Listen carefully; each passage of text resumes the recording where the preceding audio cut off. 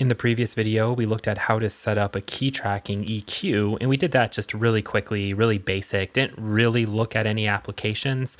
And so in this video, we're going to do a really wild example using mostly just key tracking EQs and then a couple of static EQs.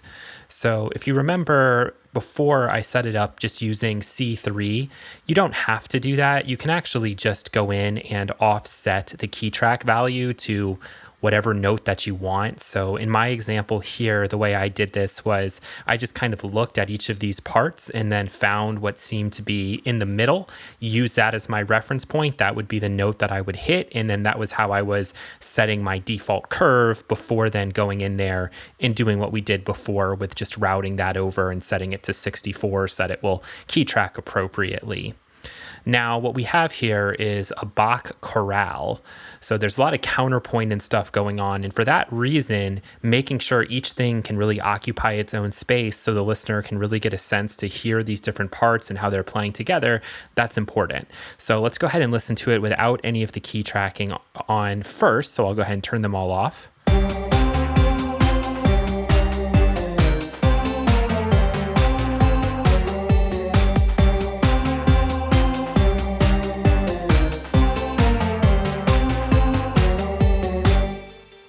And now let's go ahead and turn it on.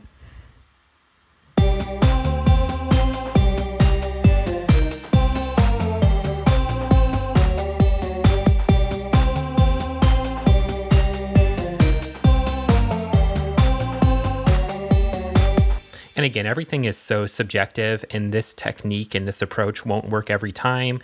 And it's very possible you might say, oh my gosh, I really prefer that first version because there's so much more going on, and there is so much more going on, but it's a lot harder to focus on the individual and the distinct parts. So let's just very quickly walk through how this was set up and specifically also looking at this kind of hybrid track approach that will allow you to do key tracking EQ on audio clips, which is really cool.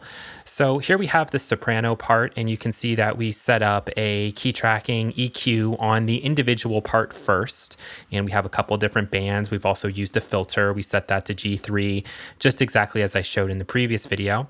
Then what makes this a little more interesting is the fact that we have a couple of additional chains, and these chains are then taking on a note receiver followed by basically a copy and paste and just an inverse of the EQ curves of the other two tracks, of the tenor track and of the bass track. And you can see how we have that set up here. Now, what's important is that you actually use like a trigger to do this as opposed to using the track itself. I don't know why exactly, but the trigger is the way that you can set it up and actually get it to work properly. So when we're going and we're watching this one's the bass trigger. So let's just go ahead and solo out the bass part, and then let's watch this thing jumping around and just make sure that it's doing what we see on the bass part.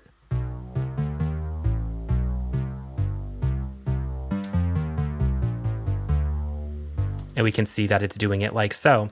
And then what we also have set up, and this is all just happening in serial here, is another chain with another note receiver, this time reacting to the tenor trigger.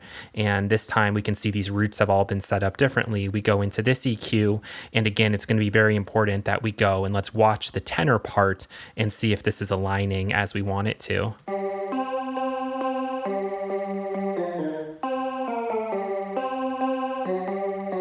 And it appears to be doing what I want it to do. And if we were to go and look at the actual tenor part and look at that just first EQ that's set up, it should be moving in basically the same way. So.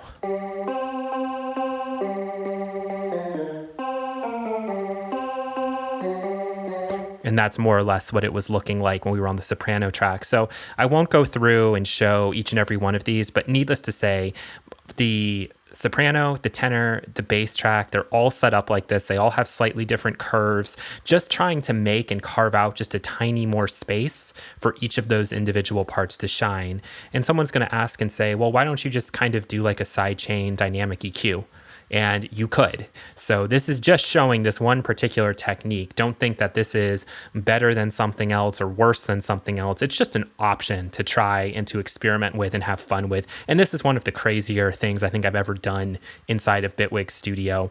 One thing I want to point out, I actually put a video out like a week ago and I made a mistake. I accidentally had the EQ inside of the source effects. That won't work. So you got to make sure that you put it to the outside. And I'll just let you hear this as an example. I believe we're on the tenor track. We can hear that that's having a significant difference. If I put it into the source, it's not going to do anything.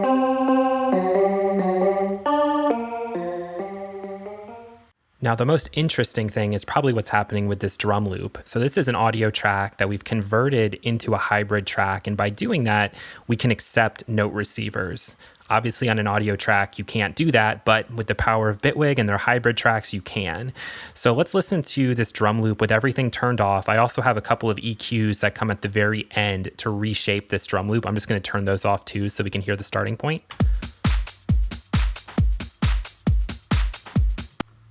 And with everything on.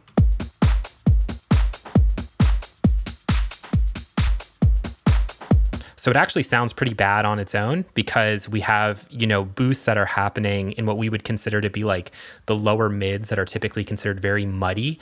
But what we're actually going to do is allow the drum loop to take up that space since the bass part is not. The bass part is taking up something that's down below. The tenor part is actually taking up space that's a little bit above. So I'm going to allow the drum loop to come through there, even though that's not really a great sound on its own anymore. You can hear how boxy it is, but that's okay because of this example, we're trying to fill out the frequency spectrum. Again, I'm not saying that this is the way you would do it, but this is kind of a cool setup nonetheless, just to show.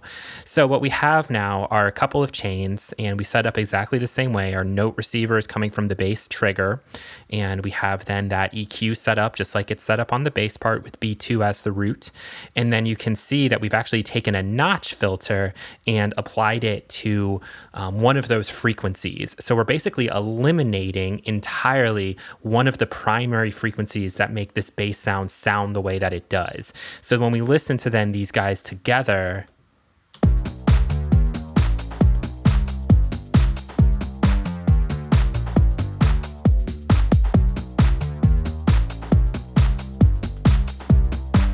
you're probably going to need to be listening on pretty good headphones or something with a low end.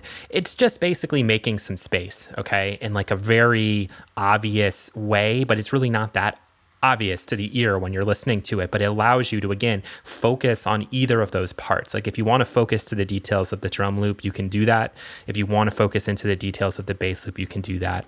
And then I've just done the exact same thing here with that soprano part, and I figured there was no reason to also set up the tenor. I just couldn't think of anything I would want to change or do differently, but you could go in and you could do that too. And I think the main reason why I determined that was when I looked at the span of this part, it had already kind of had a big curve cut out there anyway.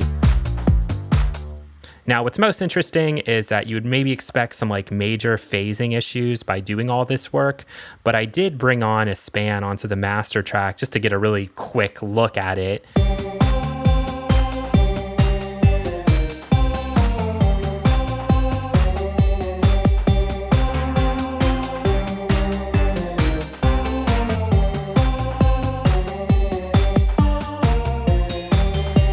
And at least to me, it looks like we're doing okay.